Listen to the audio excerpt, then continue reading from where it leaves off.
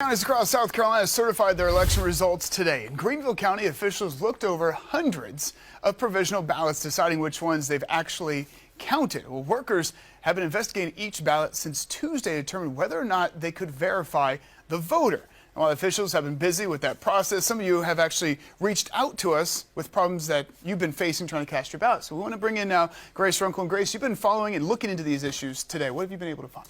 Well, a lot of these voters have one common denominator. All the stories that we heard, the voters say that they've moved since the last election and they thought that they opted to update their registration when they applied for a new license at the DMV, but it turns out the process was never completed.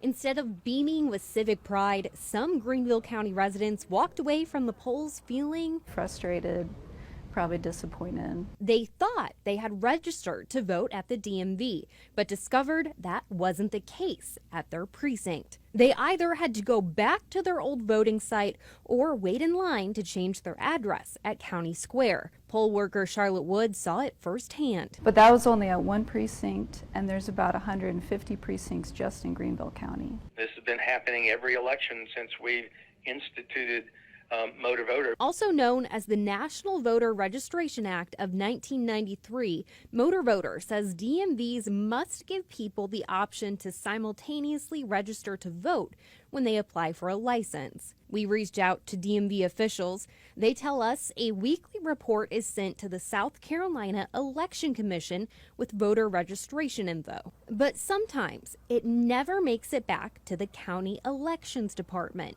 We are trying to work through all the issues with DMV to improve that address change process.